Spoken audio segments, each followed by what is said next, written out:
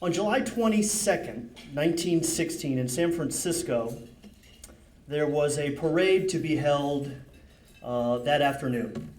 It was a World War I parade to drum up sort of patriotism and preparedness for U.S. entry into World War I. And there was a great deal of, patriotism and excitement. Folks could buy banners and buttons and those kinds of things to prepare for this very patriotic event. But the event wasn't without criticism. And across town that night, folks in San Francisco could have heard Emma Goldman give a speech to that crowd, not so subtly titled, "Preparedness, the Road to Universal Slaughter."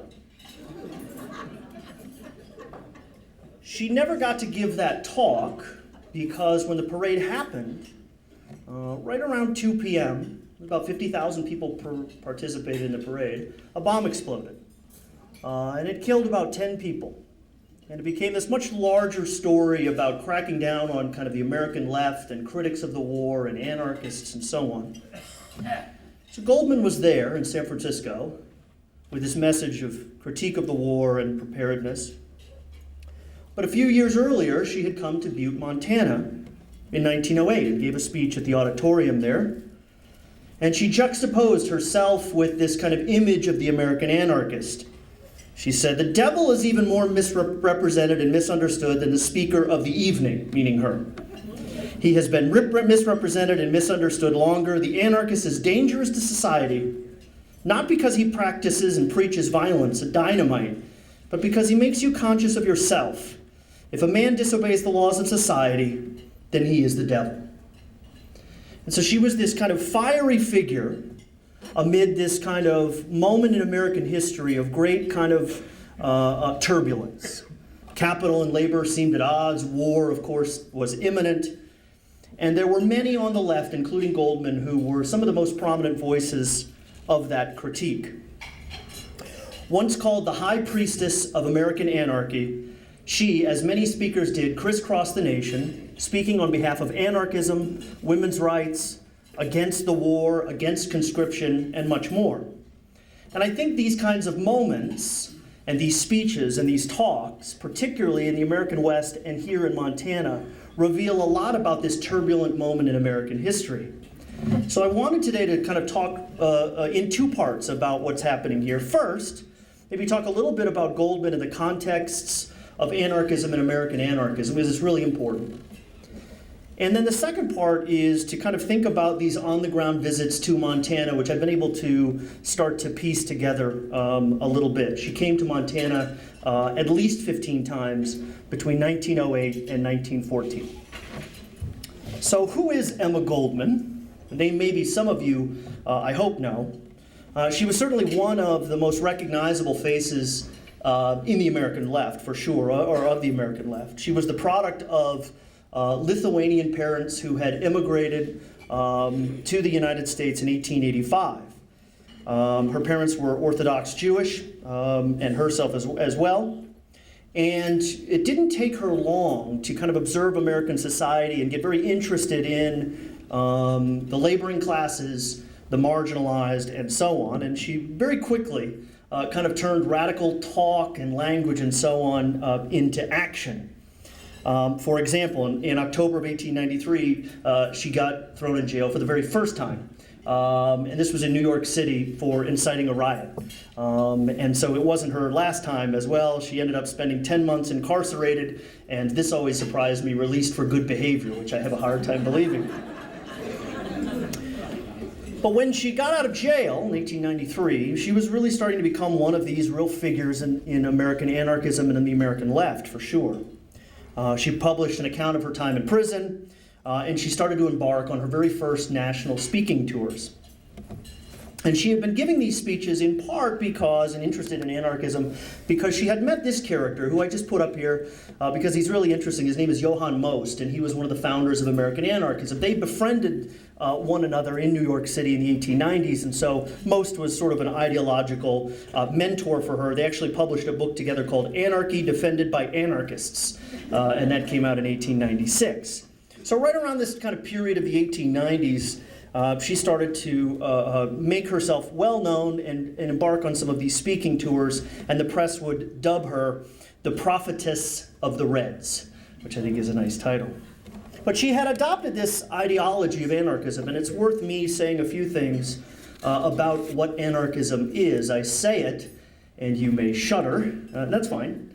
But it's an interesting kind of ideology, particularly in the late 19th and the early 20th century. In other words, you could be an anarchist sort of openly, and you wouldn't be a kind of social pariah in the way that you might if you were now. And anarchism really got its start in the wake of the French Revolution.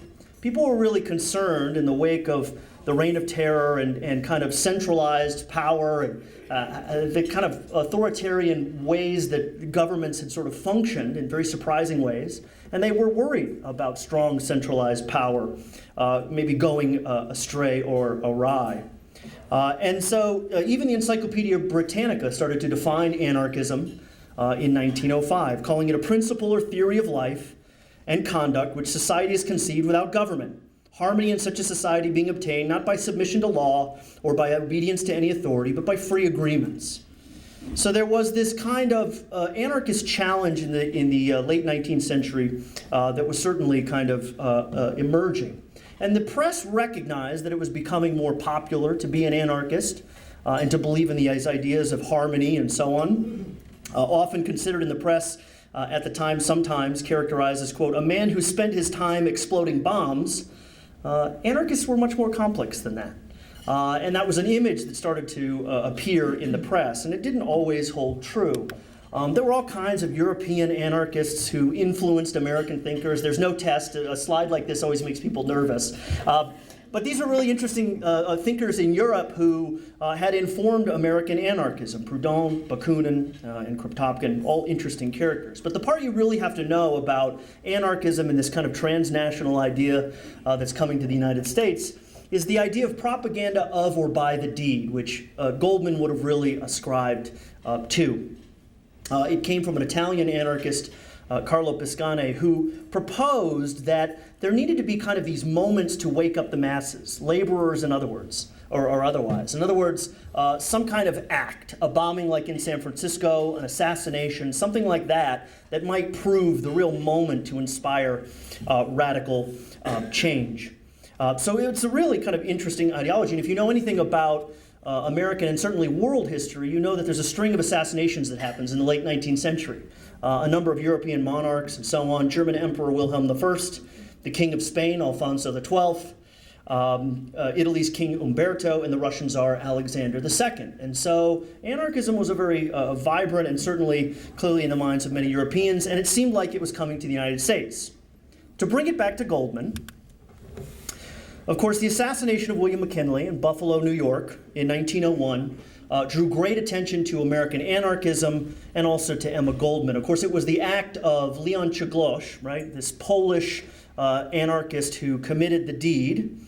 But it raised a lot of questions about who might be implicated and involved nationally. And Goldman got arrested in Chicago for being particularly maybe a part of this movement. The problem for Goldman was that Czegłosz, the guy who kills McKinley, had heard Emma Goldman speak on one of these speaking tours in Cleveland, Ohio. And according to his account, this speech set him on fire, that he was really interested in doing something for the cause. And so they questioned Goldman.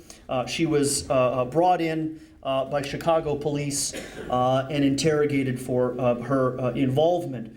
The police were unable to prove any kind of vast conspiracy as much as they would have liked to generate that, and she'd be ultimately released. But that was before, in the newspaper, they reported that while she was being interrogated, she, quote, became a woman pure and simple and cried. In other words, to try to sort of make her look weak, and I don't believe that for a second, that she cried. But it was part of this, again, kind of emasculation that was trying to happen here, or this at least marginalization that was starting to happen. Of course, you know that this sent shockwaves through the country. Not far from where I live in Newport, Rhode Island, Cornelius Vanderbilt was holding a massive ball, and they got news of the McKinley assassination. And they played the national anthem, and he said to the audience, "The party is over." And he meant literally, and then he meant also, of course, figuratively. It's a really powerful moment in American history. So, of course, Goldman has to take a much lower profile after the McKinley assassination. She founded a journal called Mother Earth, which she published in New York City. And then she, of course, started crisscrossing the nation on speaking tours. And you can see here this, I don't know if there's a laser on this, I hope there is. Oh yeah, here's Goldman here addressing a crowd. And I should say, and this is really important I think to point out, the fact that she was making these tours to Montana and elsewhere was part of kind of the American political culture of the day. It's really important for radicals and non-radicals alike. Eugene Debs crisscrossed the nation speaking aboard his train. He was, of course, the Socialist Party of America's candidate 5 times, once from jail. And he boarded a train called the Red Special and gave speeches. And people would go to speeches and listen to these talks for 2 or 3 hours in a way that we're just not conditioned to in the modern kind of political soundbite. And so I think it's really important to kind of contextualize that. William Jennings Bryan, another character you know, crisscrossed the nation in 1896 doing what his campaign called merchandising. He traveled basically about 18,000 miles, giving over 600 speeches on behalf of the cause. So I think it's an important point to make. But in the articles in Mother Earth, she talked about this experience of the tours themselves. And she wrote articles like On the Road, that's the title of one of them, and another one was called En Route. And she kind of talked about this experience of crisscrossing the nation and kind of the exercise of giving these political speeches. She was also, by the way, a very nervous speaker before these crowds. She was famous for taking a shot of whiskey before each talk to sort of settle the nerves. I did the same thing today. Once on stage, though, she was very famous for sort of having this gumption, and the anxiety gave way, and she really had a rhetorical skill by most or all accounts. And it was also not easy to notice her, and these images kind of give you a sense here. She wasn't particularly tall. She was under 5 feet tall, so she's surely standing on that car or a box or something to be able to see her. Newspapers wrote about her as an insignificant person in appearance, which I think is interesting. But when she took the podium, she was a completely different person, that's for sure. So she quickly gained the attention of an audience with a clear, strong, and committed voice. Her favorite targets, not surprisingly probably to you, became religion, organized religion. I'll talk more about that in a few minutes. The press, the president, and the war itself. Passive workers who hadn't organized and started to rise up and so on, she said, were fools and slaves for failing to really assert their rights. So she was a persistent agitator in this kind of context of American anarchism, and she started to make her mark on the American West. And she grew particularly fond of San Francisco. Before she ended up in Montana, she was there. She found San Francisco really delightful. She said the California wines were cheap and stimulating. So she liked San Francisco a lot. And she admired and appreciated the commitment of like-minded agitators there in San Francisco. They balanced their own activism and ideology and so on with what she called love, drink, and play. Emma Goldman was kind of a famous advocate of free love and drink and so on, so she would have been a good time. There's also a very famous apocryphal story about Goldman, a quote that's usually ascribed to her, and the quote, you'll see it on t-shirts and buttons and so on, that says, "If I can't dance, I don't want to be part of your revolution." So she really had a kind of free spirit to her. She arrived in San Francisco in April of 1908, and when she first arrived there, police were keeping a very close eye on her, probably no surprise to all of you. She loved the fact that about 500 anarchists, a big community of anarchists, lived in San Francisco, and as soon as she arrived, she started giving very fiery speeches there. And there's a famous account when she first got to her first hotel, the Palace Hotel in San Francisco. Her reputation had preceded her, of course. She had been followed by police from Sacramento. She gets to San Francisco, and they started to give her trouble about her room and so on. The chief of police shows up. So she was a person of note, and she signed in at the hotel register, according to newspaper accounts, with a flourish and stormed off. But she was kind of trailed by police wherever she went, under very close guard. And she gives a number of speeches in San Francisco. Some of the audiences, by most accounts, are about 1,000 people. And you would have to account, by the way, about 50 policemen in that 1,000, and that's typical. She said, "I'm proud I'm an anarchist, a sane and philosophical anarchist." And the crowd roared when she said, "But I delay and deny that I would be ashamed to admit that I am a newspaper anarchist. The anarchism of the untruthful press is too much for me." So in other words, the way that they were characterizing anarchism in the press was something simplistic and misunderstanding it. Of course, local papers who would have been more conservative just dismissed these speeches, like the Sacramento Union did, as simply something called the anarchist queen's vaporings, dismissive as vaporings. Well, the city was a perfect stop in between her tours, and often she was in residence in San Francisco, might come to a place like Montana and then go back.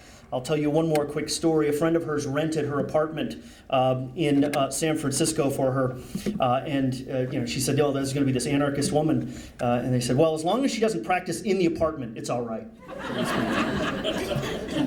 So she comes to Montana lots of times, and here's another talk, and I'm just going to move quickly. If you don't know this character, I'll just mention this. Her friend and longtime lover was this character, Alexander Berkman, who's famous for the attempted assassination attempt of Henry Clay Frick in Pennsylvania, and you should know him for sure. He's in San Francisco with her, and again, they're on again, off again lovers. So she has an apartment there with Berkman. The other thing I'll tell you about Berkman is that he published a newspaper in San Francisco. Goldman has a hand in that. It is also not so subtly titled The Blast. And I think that gives you a sense, perhaps, of their ideology and leanings. So that's all the kind of anarchism speaking to or context that I think is really important to understanding some of these episodes or moments in Montana for sure. So by way of overview about the activism in Montana, she gave no less than 15 talks here in the Treasure State from 1908 to 1914. And I have to be a dutiful historian and cite my work and my help. I've had a great graduate student who has helped me kind of piece together some of these moments, and her name is Amanda Belenza, and she's a master's student at Providence and has had a lot of fun kind of tracking some of these moments and so on. So, okay, full disclosure, and now that's that. But she's been a big help. She came almost every summer, and she came to the places that you might expect. She most often came to Butte, given the labor kind of working class environment there, and that wouldn't surprise you. But she also came to Helena as well, and I'll talk more about this. But from the start, the visits to Montana were not without controversy, and that too shouldn't surprise you given some of the context that I mentioned. She first arrived in Montana in the summer of 1908, and she spoke on a number of topics. On June 4th, she gave an address one evening in Butte on what she called the revolutionary spirit in modern drama, which I find so interesting, that sometimes these talks were, "What is anarchism?" or something like this. But sometimes they were also this kind of mix of thinking about literature and culture and so on in a way that is really informed and well-read and so on. The next afternoon on June 5th, she spoke at Carpenter's Hall in Butte on an array of topics, including the American prison system, which she saw as a great injustice, the press, of course, that wouldn't surprise you, and Butte itself, and really focusing on economic conditions and social conditions and so on. And all of her visits, and I can say that pretty unequivocally, I think, to Montana, she was accompanied in places like Butte, of course, as you see here. Almost always at her side was this character, Ben Reitman. He's a really interesting character because he was kind of her road manager, and he was also her lover. And so it's sort of a, on Facebook we'd call it complicated. There's this issue with Berkman, and now you've got Ben Reitman, and then you've got, of course, Emma Goldman. And he would come to places like Butte and Helena and so on these talks with her, and he was pretty famous for sort of scooting out of the back of the room and having a short tryst with a local woman and then coming back before her talk was over. So he was kind of a dastardly character. But anyway, we'll talk about it. I'll show you some more pictures of Reitman in just a second. On June 7th, she spoke in Butte on a topic called What Anarchism Stands For, so your kind of basic stump speech. And then in the afternoon at the Broadway Theater in Butte, she spoke on the topic of the menace of patriotism. People like Goldman and on the left were really concerned about conscription and the road to war, and who would really end up doing the fighting in a war, and so on. So that's why there was that critique. So that was some of the 1908 summer visits. She got an invite to come back to Butte later that year by a character by the name of Lewis Duncan. And if you know a little bit about Butte political history, you know this character because, of course, he will be elected the socialist mayor of Butte and serve in that capacity from 1911 until he is removed because of the Western Federation of Miners stuff in 1914. Really interesting character. He was also a person interested in Shakespeare and tutored Shakespeare and lectured on Shakespeare. He was also a Unitarian minister. And so in these early days, before he's a politician interested in kind of social justice and so on, he invited Goldman to come to Butte and speak from his pulpit in church. And this created a great controversy. And so they had to have an emergency meeting of the Unitarian Church board to figure out if this would be okay to have Goldman come. And despite the invitation, he had to rescind that invitation. She was deemed kind of too hot for the Unitarian pulpit, and they went instead with a socialist by the name of Charles Leonard to preach that day, which I think is kind of interesting. So she's always controversial at hotel check-ins and planned events and all of these kinds of things.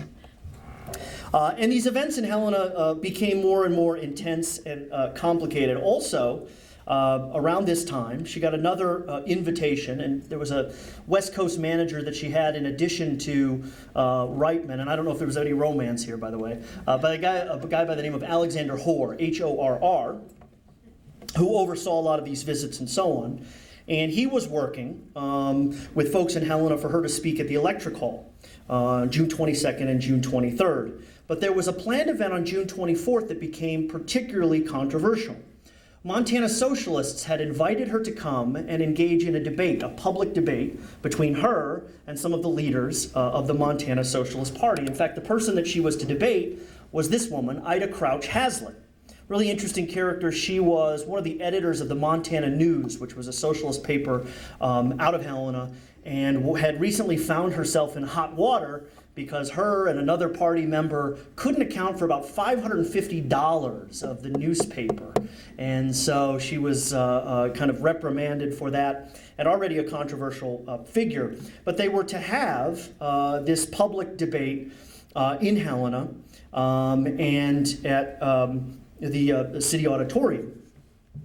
And so the socialists themselves, and this is kind of a recurring theme, couldn't get along, and they were divided on who should debate Goldman and so on. And you had this controversy about where those funds were and so on, and their membership sinks to about 200 people by around this debate. But behind the scenes, what's really interesting, with Goldman advertised as coming to town, there instead was a response. And there were Republicans on the Helena City Council who objected to Goldman coming and being able to engage in this kind of a public event. They rejected the plan at the auditorium. The City Council took up the issue, and they were being pressed by the Grand Army of the Republic and its members, kind of telling them that this tour was dangerous, and in fact, wherever she went, and including what would happen in Helena, she would be, quote, inciting riot and bloodshed. And so this event shouldn't be allowed to go forward. And again, they talked about her philosophical anarchy and so on. And they moved ahead, and they talked about this kind of un-American activity and so on. And as the auditorium was the property of Helena's citizens, any denial of her to speak there, so said the Goldman camp, would have been a violation of the Constitution at the state level and the federal Constitution. So it was this kind of debate about whether or not they would be able to. When they showed up, Goldman and Hazlett, despite all of this consternation, this won't surprise you, the building was locked. Goldman reportedly muttered, quote, undertoned about the right to free speech and what an abomination this was. And she chose instead to just start speaking outside. If she can't get in, she'll talk to the crowd out there. The police chief, a guy by the name of J.F. Flannery, apparently stopped her. People gathered. Crouch-Hazlett started to address the audience, defended Goldman and her constitutional right to speak, because they're both on the left generally, right? And so Hoare started to address the crowd and so on. the story goes that a runaway horse and buggy came by, and so it was this kind of Keystone Cops moment, and then people started to follow that. And of course, when the throng gave chase, both Goldman and Ida Crouch-Hazlett just left. So nothing came of it. She would eventually return in December and spoke again in Helena and again in Butte on a variety of different topics. She came back to Montana in 1910. She delivered about 120 lectures in 25 states, Montana being of them, and I think that's, again, part of that context of this political culture. People liked, believe it or not, to listen to talks that were an hour and a half or 2 hours. I know this is already painful, but imagine the kind of attentiveness this would have required. She's a really great speaker. So we can move to kind of 1912 to 1914, which were her last forays into Montana. By the summer of 1912, she again returned to Butte. Here is another image. You can see here, debate is scheduled, police stop Emma Goldman, and you know how that story turned out. She came back in 1912, in the summer of 1912, to Butte, and she again marveled at the crowds that she got in Butte. And really just the kind of loyalty and attentiveness that she got there. She wrote in her journal in July of 1912, "Butte, Montana proved a great treat. It brought us back to the warm, tender days and friends of old days. When I look back upon the human panorama that passed my gaze during the last 23 years, it has remained pure and true in its idealism, in spite of the economic grind, poor health, and all sorts of adversities, which merely proves that character is stronger than environment, stronger than external forces." So she always marveled at how resilient the population in Butte was. And this affection with her for Montana was sometimes mutual. Not only did she often fill lecture halls, but editorial coverage was actually pretty favorable of her talks and her ability to captivate an audience. They wrote that she filled the auditorium from gallery to platform, and that at one of the collections, because of course these events aren't free, which raises another issue, usually at 10 cents a quarter, something like this. It is thought, wrote one paper, that it was the largest collection ever tendered to a Goldman lecture. In other words, she made more for one talk in Butte than she might have made at any other lecture in the country. Goldman took part in 3 indoor meetings in Butte during late 1912, which for her, quote, made up in quality what they lacked in quantity, so she didn't always get huge crowds. And she had one particular street meeting in Butte on behalf of San Diego, and the reason that that happened, they were trying to raise money for free speech advocates in San Diego. San Diego, later Spokane, Washington, lots of cities in the West and actually around the country got embroiled in the right to free speech, and people got thrown in pens and so on, and that's a whole other issue, but this became a cause for her, the right to free speech, regardless of ideology, for those talks to happen. And she didn't care for these outdoor meetings, by the way. She was convinced that the competing noise and all of those kinds of things and the shorter attention spans of crowds was a problem. But she did notice that in Butte, when she spoke outside, that was an exception. She claimed she had 1,500 people at one of these events in 1912 in Butte, quote, glued to the spot. Now, she's, of course, describing her own talk, right? So she's perhaps biased. But still, she said they were all glued to the spot for over 2 hours. And she said it was inspiring. "This is my 7th visit here," she wrote. "I've always found Butte a city where I was treated nicely. The socialists I know are in control of the city government." That's the Duncan administration. "But they're finding what I've claimed all along, that they can do little through political action. I have little faith in accomplishing anything through political methods." So she couldn't resist taking a stab at people like Duncan who thought winning elections might be the path to real change, where she's thinking something completely different. She came back to Montana in August of 1913, just before her arrival in Montana, and I have to tell you this, she got arrested in Seattle about 2 weeks earlier. She was arrested there for distributing pamphlets without a license. And this is the way that city governments tried to restrict leftist speech, by saying you've got to have a permit, if you can imagine that, to distribute literature.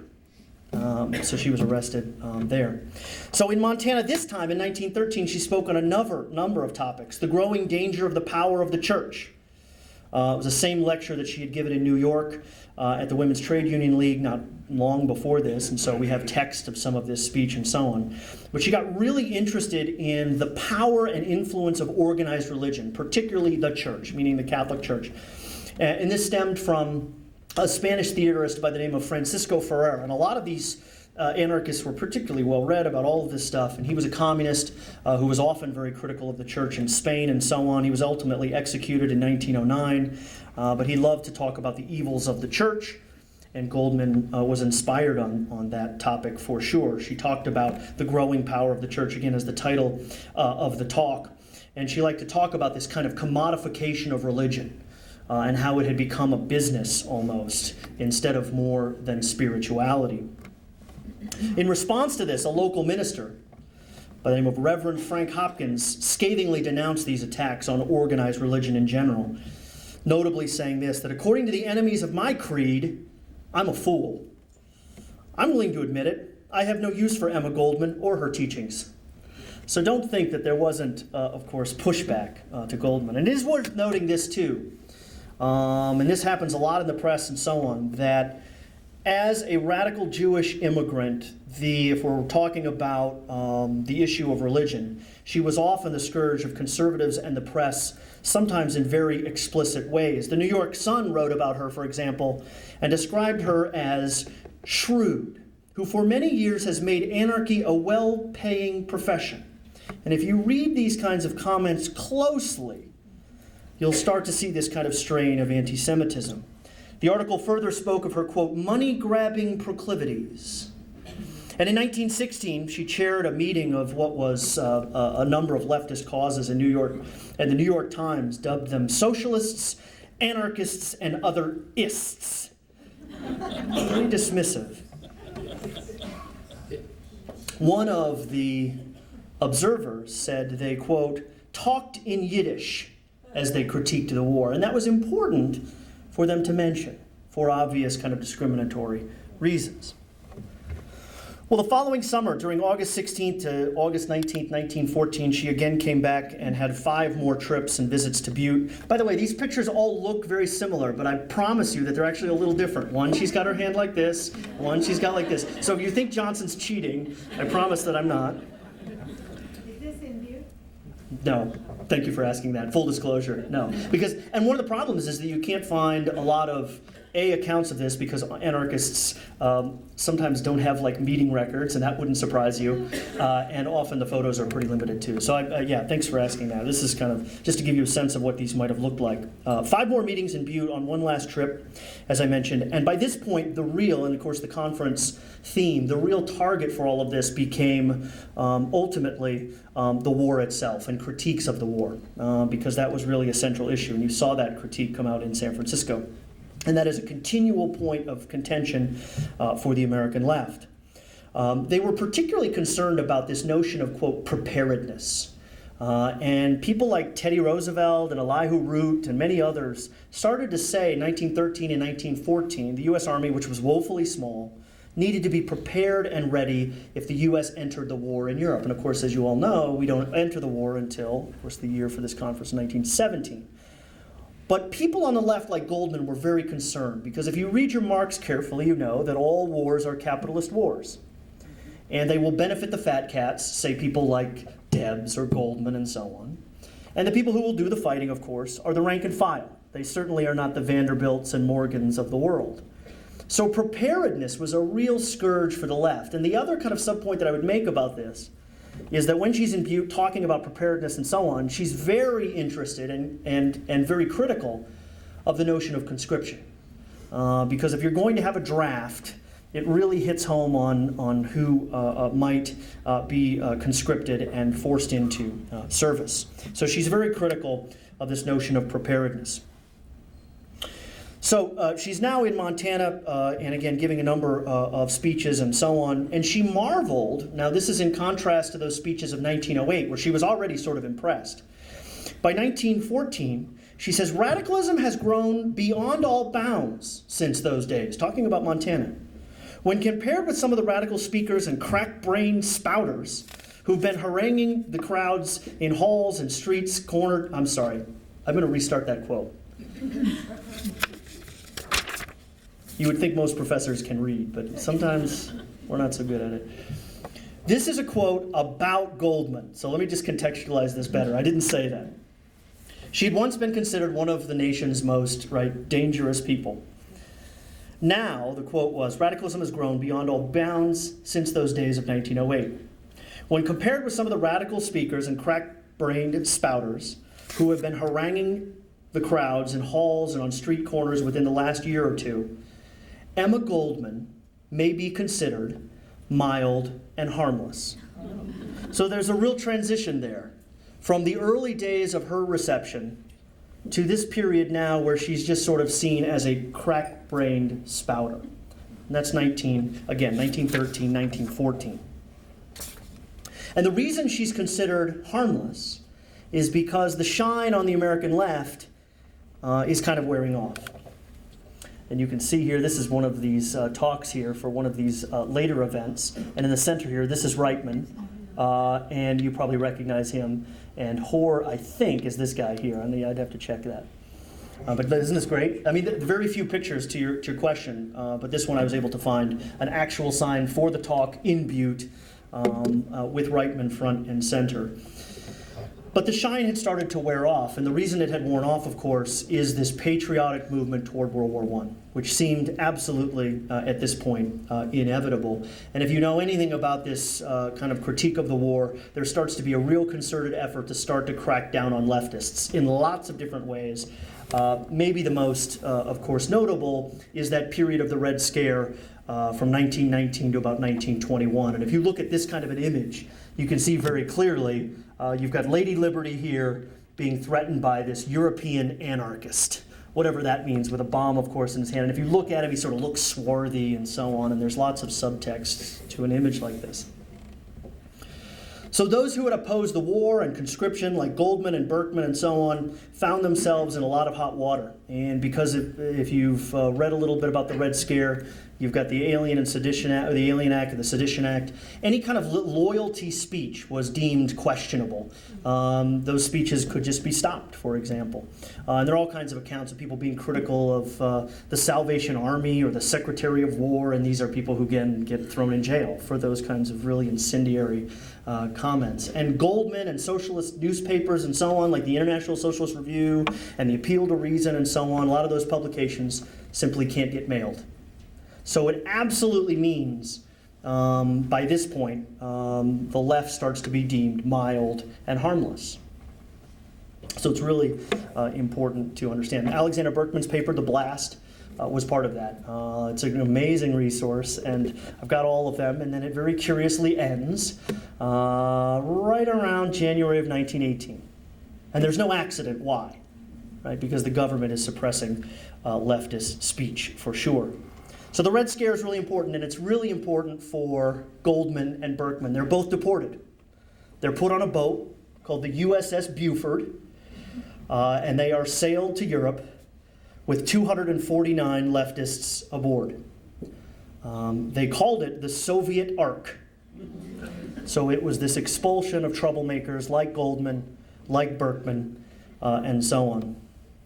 So Goldman lives out her days in the south of France, not quite Monaco, but Saint-Tropez for a while. And Alexander Berkman actually settles a couple of towns over. I think he was in Nice for a while and elsewhere. They both die in Europe. She'll actually be buried in Chicago. The leftists and labor forces there, because of Haymarket and that rich tradition, ask for her remains to be brought back and put in Chicago for burial. But I think Emma Goldman, not without controversy, left her mark in American history, on the American West, and for sure at a number of these brief moments in Montana. And I think her appearances and her travels seem to represent not only this broader political culture, but I also think this Western struggle over labor and free speech and immigration, social justice, and the meaning of what it means to be an American. So I'll stop there. Thank you so much.